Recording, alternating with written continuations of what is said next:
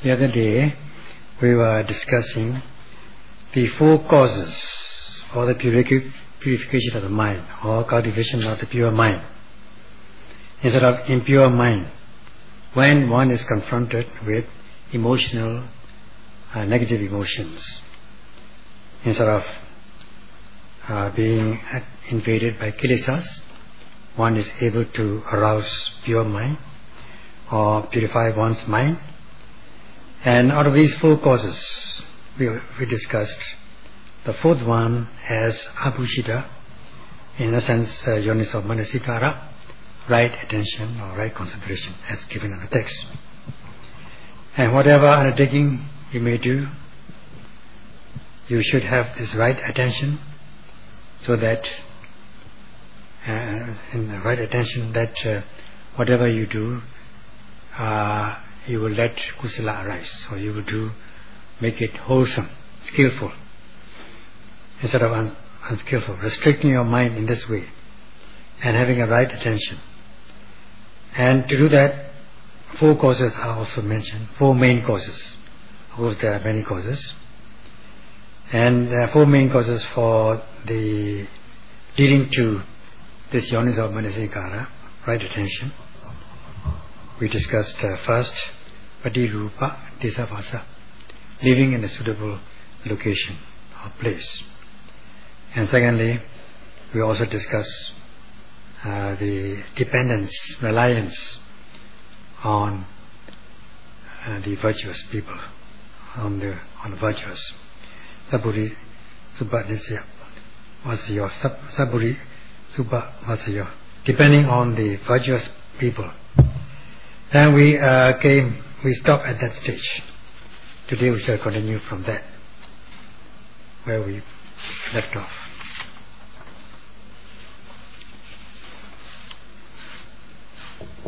Sikatutama Saburisu Saburisa Vasayo Sapurisa Avasayo.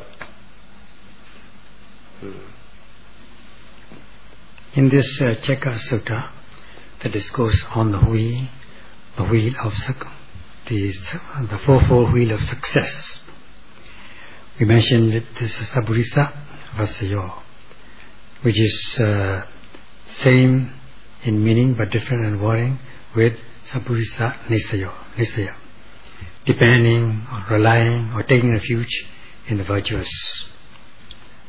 Now the high individuals, as regards the list of virtuous people, are the Buddha, highest. Next comes the Vichika Buddha, silent Buddha, and then the Arya Savaka, the noble disciples. So taking refuge in the Buddha, taking refuge in the silent Buddha, and taking refuge in the noble disciples. And also among the lay people, there are also virtuous people to whom people can depend. And especially the Arahants,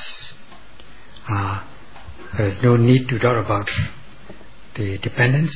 They are dependable individuals. So during the Buddha's time, people have the opportunity, people are fortunate to be able to take refuge in the 3 gems, the Buddha, the Sangha, many Arya Sangha at the time, and then the teaching, the Dhamma. These are the 3 main things. And those who take refuge in them were able to conduct their behaviors, physical, verbal, mental behaviors, so as to purify them and become gentle, so that they will be free from kilesas and be able to gain in their lifetime gain, such as escape from suffering. So this is the benefit of depending on the virtuous.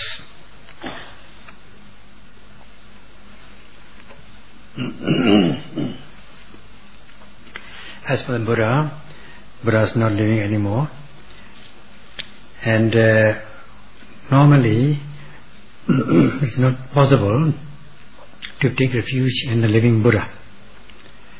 In fact, we can say that we are still able to depend or take refuge in the Buddha. The reason is that the Buddha, at the time of Mahaparinirvana, great passing away, he had this conversation with his close attendant, Ananda. As for Ananda, he felt a great loss because the elder Sariputta, the chief disciple, had passed away already at that time, and the Buddha is going to pass away very soon, in a few moments. So he was left with nothing to depend upon, to take refuge in. So he was very sad. So Buddha called all Sangha. At that time Ananda was not there. So Buddha asked Ananda to come.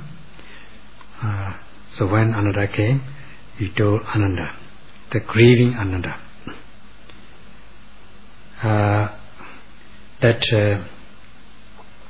one has to separate from loved ones, dear ones, at one time or another, and one is bound to meet suffering like that. So the best thing is to cultivate one's mind so that one's mind become powerful, cultivate the mind and insight, so as to uplift one's mind and to be mature in one's life. And the Buddha continued that he had preached the Dhamma, and for the entire 45 years. In this way, the Buddha encouraged Ananda, the elder Ananda. The Buddha had preached in the entire 45 years of his Buddhahood, or in his ministry, the Dhamma Vinaya, the doctrine, discipline, or the rule.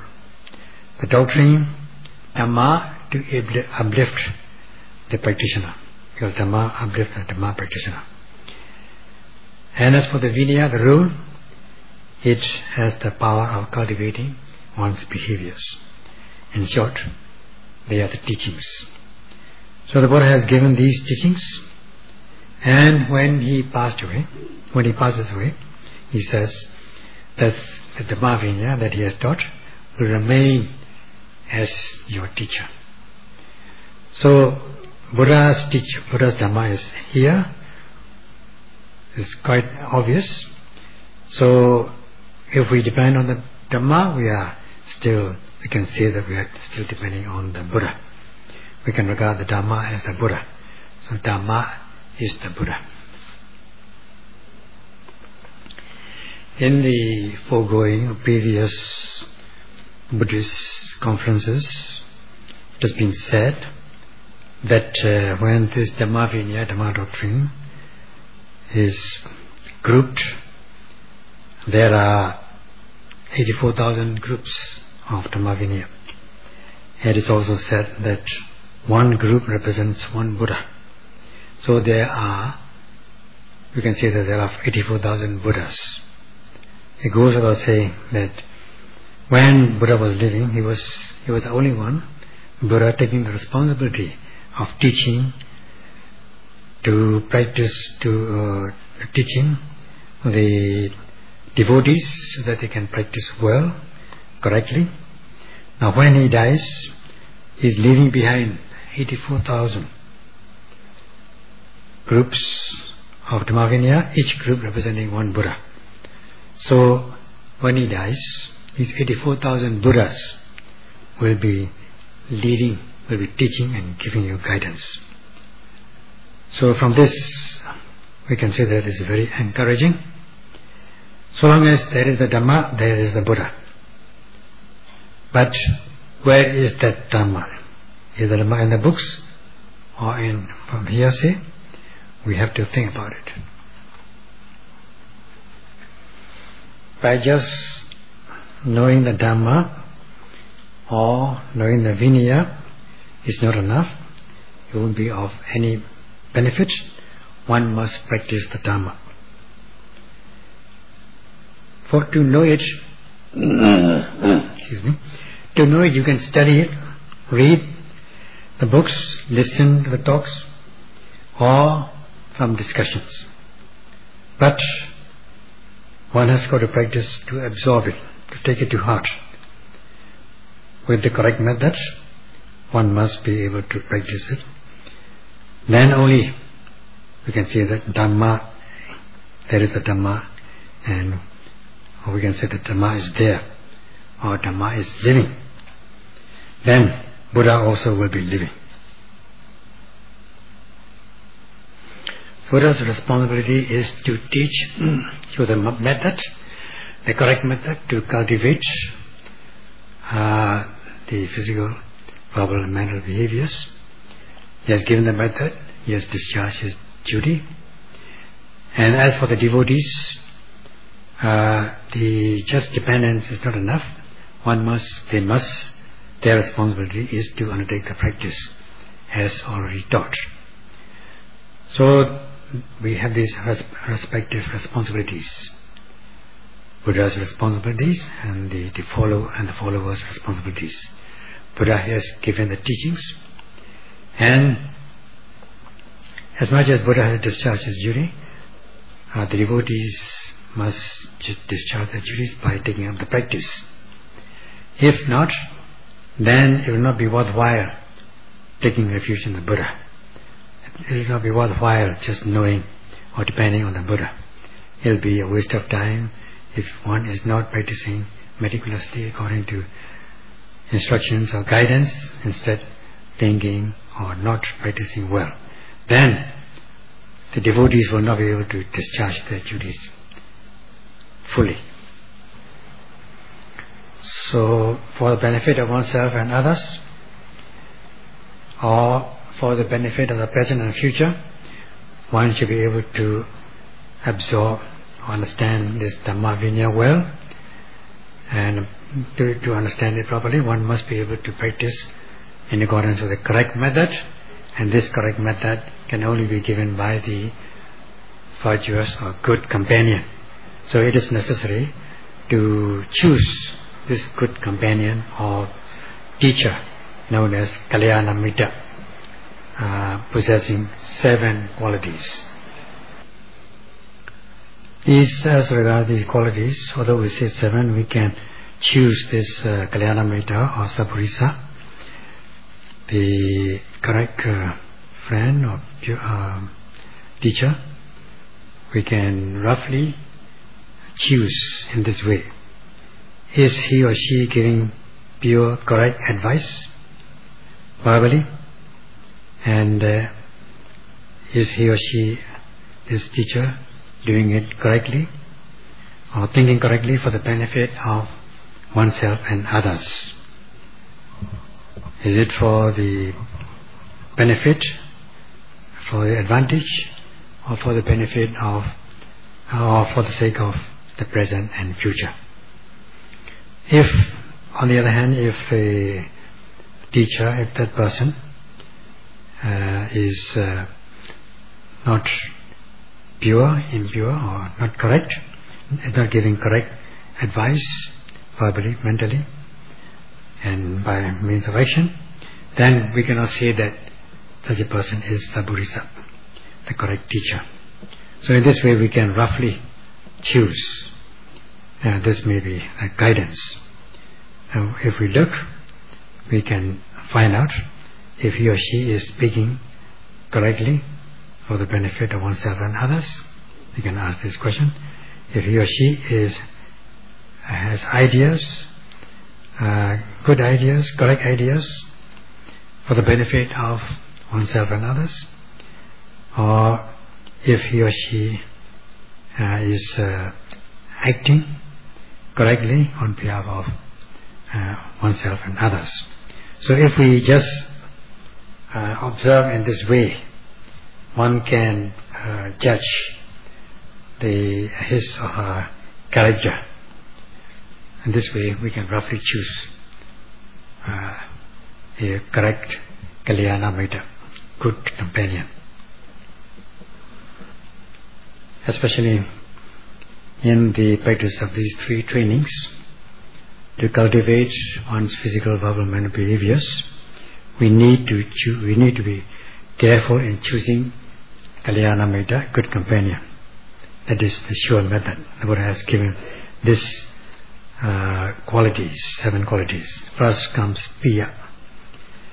That is a person who is generous, who possesses generosity with Metta Karuna, loving kindness and compassion, in helping others without regard to one's interest, one's welfare, with the pure intentions, helping others, possessing basic moral conduct.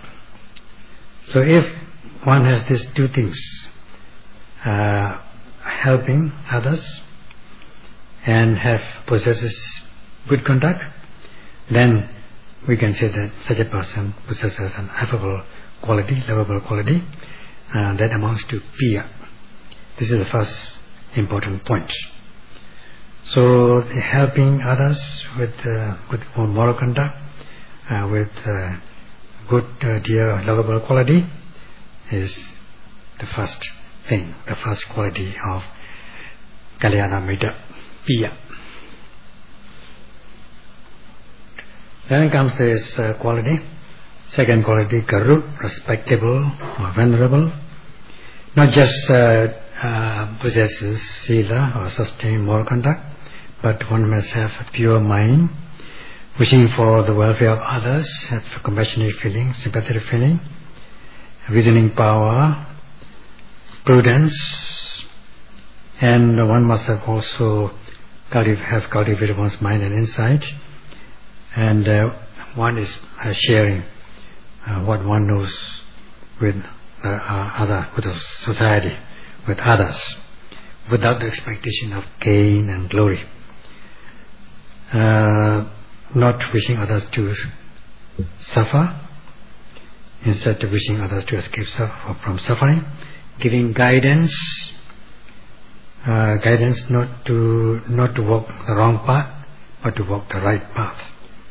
Such quality of guidance in terms of moral conduct and mind and insight, so as to uplift one's life, then such a quality is Karu, a respectable quality. As we have been said, this quality, the quality of lovable quality, affable quality, Piya, dear quality, and the quality of commanding respect, Karu, depending on them, those who depend on them, the companions will get the benefit in terms of the physical, verbal, mental behaviors, becoming blameless and pure. Purity and blamelessness of these behaviors, and such are the benefits. As has been said, Katenyu Katavedi, because one has given, or the other person has given some benefit, one is feeling gratitude for the other. So first of all, one is helping, benefiting others. This is the quality. That's the quality of Piya and Karu. Because one is benefiting others, and one becomes benefactor, and others who are helped feel gratitude towards this person who was already helped. So this Bhavaniya quality of Bhavaniya, he or she becomes the object of Metta and Karuna, loving kindness and compassion, so that those who benefit from this teacher will wish him or her happiness, peace and freedom from suffering. So in this way, this good companion teacher will become the object of Metta and Karuna, loving kindness and compassion. Because one has been helped by the companion, by the teacher, with loving kindness and compassion, one is responding. That is the mutual benefit, mutual response, in other words, mutual help. So that because this Kalyanamitta possesses Piya and Guru qualities, he or she becomes the target or the object of Metta and Karuna. Such is the quality of Bhavaniya Metta. And Metta is fresh and interesting, whereas the ill will is said to be dry, opposite of that. So when one is able to materialize one's loving kindness or reveal or put into practice one's loving kindness, not only in mind but also verbally and physically, then this is the real metta, loving kindness. So that there will be no ill will, and this will be genuine loving kindness. And such a person is the object of meditation, object of loving kindness, and he or she is able to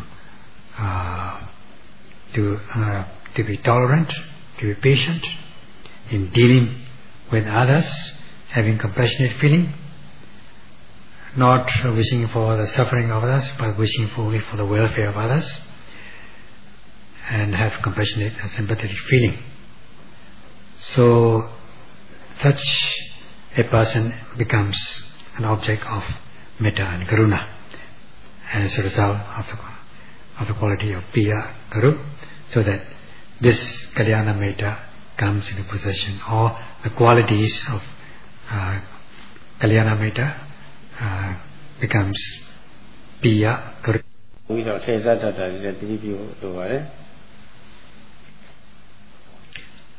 So he or she who possesses this genuine metta karuna will wish for the welfare of others by guiding the correct path instead of the wrong path, letting others walk the right path to be free from suffering. As much as one guides to walk the right path, one will also guide or help others not to walk the wrong path. If one walks the wrong path, one is bound to endure suffering. One is bound to suffer.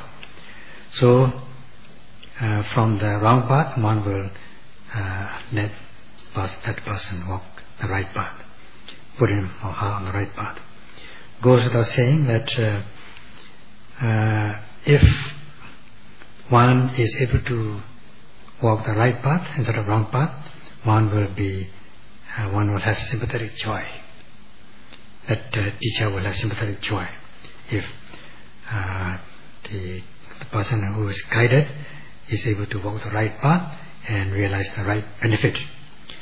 Because if one walks the wrong path, one is bound to suffer. So one does not wish one to suffer. So the teacher, the kalyana metta, good companion, gives guidance to walk the right path. So if there are shortcomings, the teacher, the kalyana metta, will give good guidance with compassionate feeling. He or she will not just watch with folded arms. He or she will speak out instead of just staying silent. Will speak out if others are walking the wrong path, doing wrongly. Instead of just remaining silent, the kalyana metta will speak out, so that others will not suffer. And such a quality is known as vata quality, speaking out instead of remaining silent, pointing out the shortcomings of others. So as for the kalyana metta, good companion or teacher, is much concerned about the others who are depending on him or her not to walk the wrong path. Instead, he or she wants to protect these persons. If people are walking, if there are shortcomings, one will guide so as to fulfill these shortcomings. If one is not correct, then one will correct it. In this way, people will gain the benefit. So if one possesses the real metta karuna, one will give such guidance to walk the right path, not the wrong one. Then comes this quality of vachanakama, that is suffering speech. That means the good companion, the teacher, will not feel angry if he or she is pointed out by his or her disciples or pupils, students, about his or her shortcomings, and they will not be angry about the criticism that is leveled against him or her. As much as the teacher would admonish the pupils, if the pupils point out in return his or the teacher's mistakes, then in most cases teachers don't like it, because they always hold the upper hand. And look at this Elder Sariputta during the Buddha's time. He was pointed out, he was told by a 7-year-old Samanera novice that his robes are not even, not properly worn. 7-year-old novice pointed out the Elder Sariputta's mistake or shortcomings. Then this Elder Sariputta, chief disciple, went somewhere and just corrected his robes and came back to this youngster and said, "Sir, is it okay now?" Like that. So he is far from being angry. So if in this way, if somebody else or the pupil or the student points out the mistakes of the teacher should not be angry, instead be patient. This is also very important. And if a teacher possesses this vada quality, that means speaking out, then he or she most likely will possess this other vachanakama quality, that's suffering speech. Not every time the teacher is free from weakness. He or she can also be possess some weak points, shortcomings. Then if the pupil or the students point out, then one should be able to accept gladly, without anger. So in this way, the teacher and the pupil will be in turn, teacher will become pupil and the pupil will become the teacher in turn. In the Sangha also there is such a ceremony tradition called Pavarana, which is celebrated after the Lent, after the rains, when all the Sangha assemble in this Sima ordination hall and Sangha offer themselves one by one to point out what others might have seen or heard or had any doubt about his shortcomings. So Sangha offer himself to be pointed out, and in a constructive way others would point out with compassionate feeling. This is a very good Sangha tradition, Sangha culture. Not only Sangha, Buddha at one time offered himself, "Oh monks, if you have anything to say against me, to me, about any shortcomings, please point out." He has even offered himself to be pointed out by the Sangha in a constructive way. So this is a very good culture, good tradition. If one has certain flaws, it is good to be pointed out and to confess. And if in this way, if one does that, then one can mend one's way, correct one's mistakes or shortcomings. And such a practice tradition is very commendable. If one is pointing out the mistakes of others with karuna, compassionate feeling, in order to mend the ways, then they should accept such guidance. Now, as for the meditation teachers, sometimes they point out the yogis about the shortcomings. It is not criticizing or denigrating them. They are just pointing out how to correct the ways. But some yogis may argue that when the teachers say, instead of fantasizing, instead of imagining, intellectualizing, why don't you stay with the main object? Then they would argue back, how do you know I am thinking? What I am thinking may be Vipassana, contemplation of mind. So in this way they might respond with an argument, as an argument. As for the teachers, they are not finding fault with the yogis, nor are they criticizing or denigrating them. They're just pointing out with compassion. And the sixth quality of this Kalyana Metta, good companion, is Gambirancha Katankata. Gambirancha, Gambira, profound Dhamma.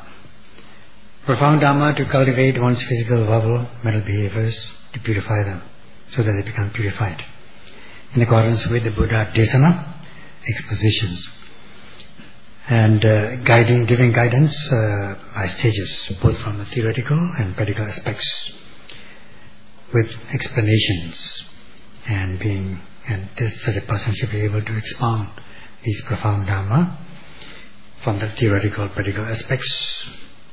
This is very important. If one is going to be a teacher, if one is a teacher, not just one should not teach not from just collecting notes from here and there, or from this teacher and that teacher, or from the teacher who is lacking in general knowledge.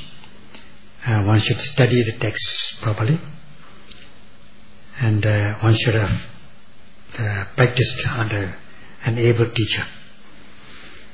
Then only one will be able to cultivate one's physical, verbal, mental behaviors. For that purpose, this sixth quality, namely Gambirancha Katamkata, being able to propound the profound Dhamma, is also very important. And profound Dhamma means that Dhamma like Satipatthana Bhavana, or Dhamma about mindfulness, and Paticca the dependent origination, and things like that.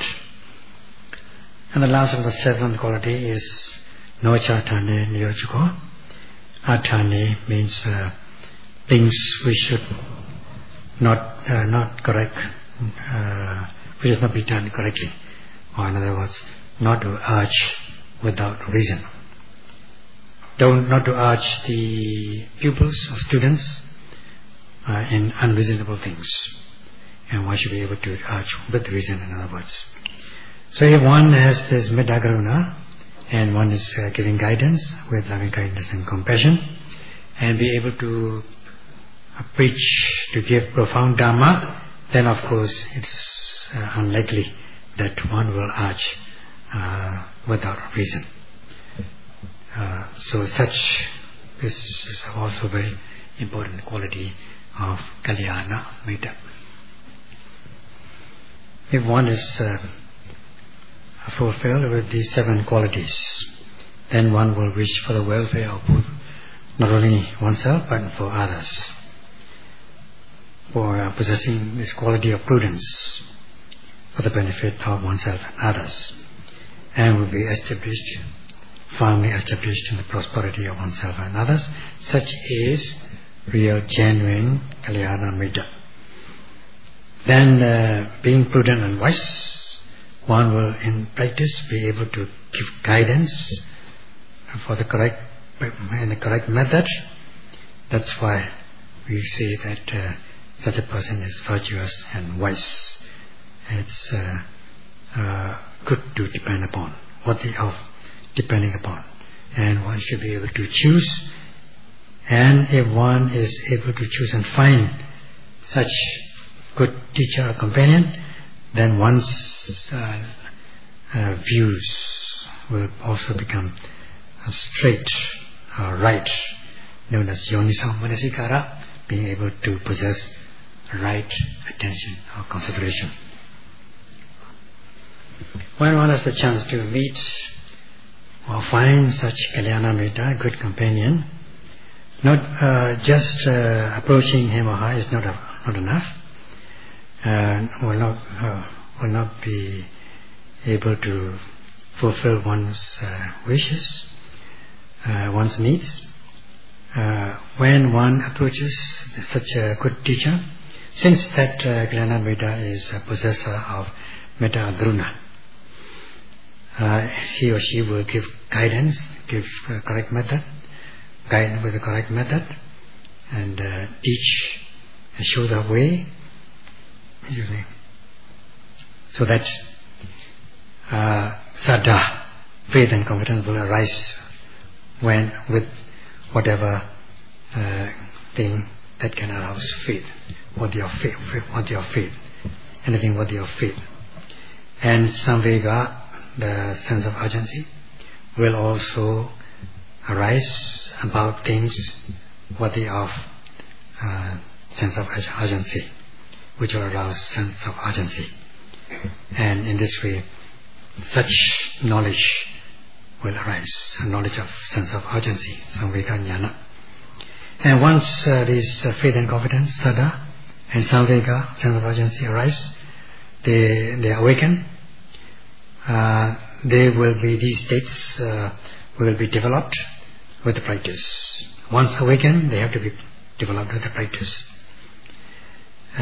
Then one is bound to undertake the practice with this, having faith and being aroused with a sense of urgency. That is what is meant by the sadhana savana, listening to the sublime Dhamma. Sublime Dhamma means the correct method of practice to uplift one's life, not to lower one's life. Then not just listening, but to undertake the practice. That will be the benefit one can gain by approaching or by associating with the virtuous. And such a success will rotate like this, like a wheel of success.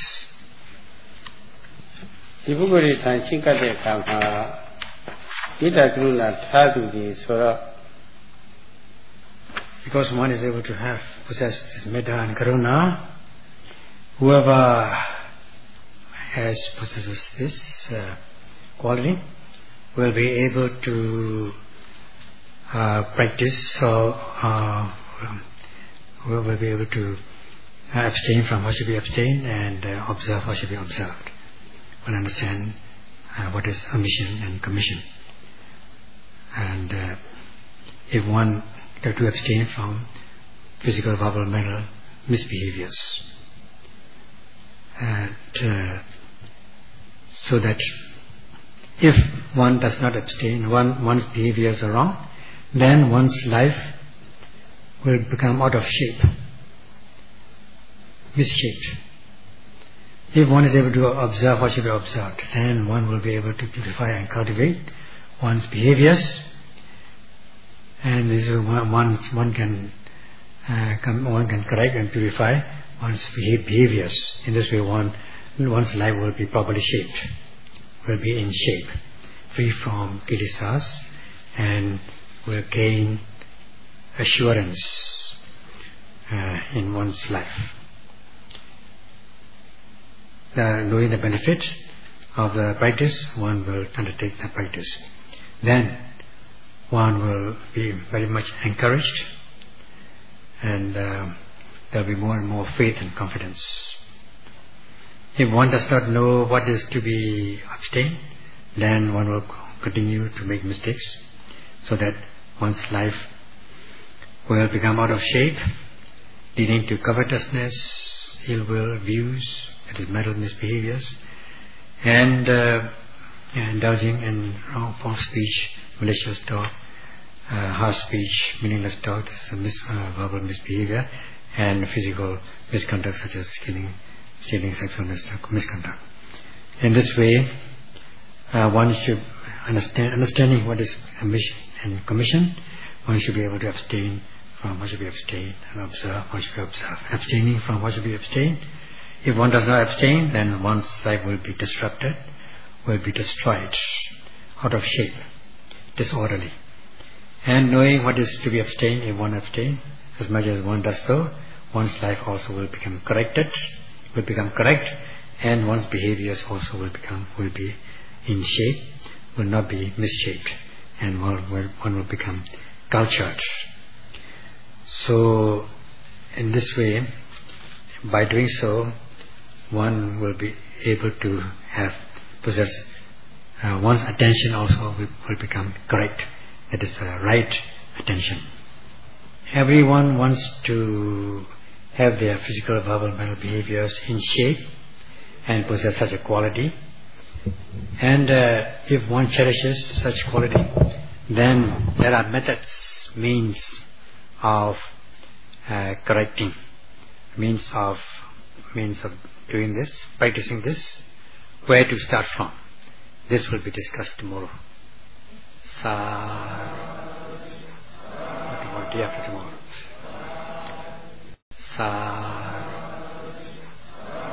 Day after tomorrow.